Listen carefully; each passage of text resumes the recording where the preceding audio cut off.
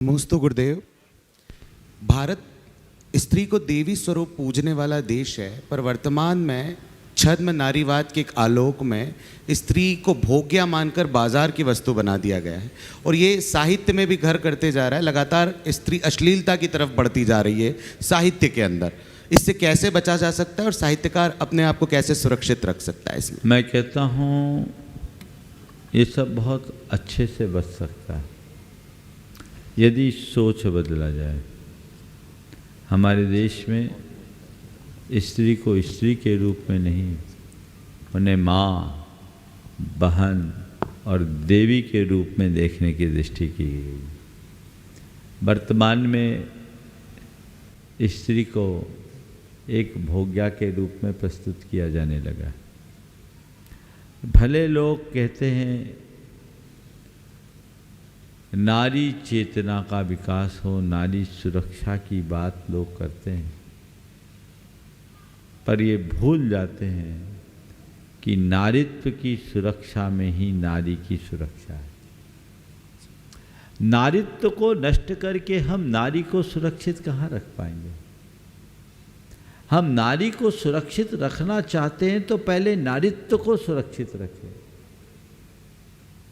एक नारी के अंदर का जो नारीत्व है उसका मूल आधार क्या है?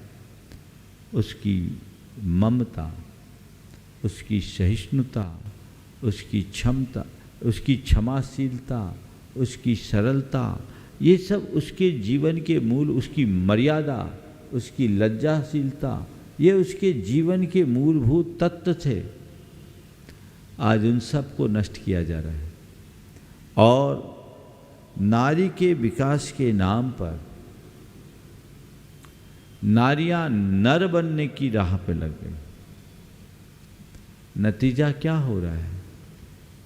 वो नर बन नहीं पा रही है और नारी रह नहीं पा रही है, न इधर की न उधर की। सबसे पहले मैं कहूँगा कि नारियां खुद को कमतर न समझे। नारी के अभाव में नर का जीवन अधूरा है। एक नारी नारी बनकर रहे, वो नर बनने की होड़ में न लगे। प्रकृति में न नर में कोई, नर और नारी दोनों की बराबरी से भूमिका है।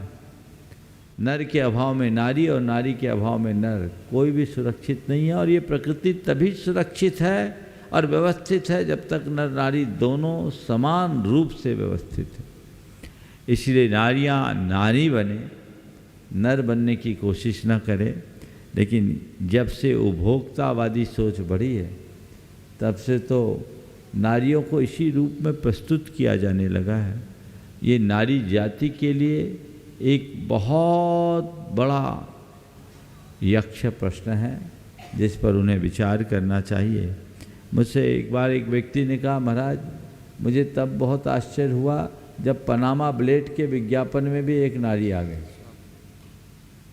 कि इससे आप शेविंग करोगे तो नारी जैसे गाल हो जाएंगे। तो नारी को तुमने किस लायक मान लिया? विज्ञापन का सामान बना दिया। क्या वह केवल भोग्या बन के रह गई?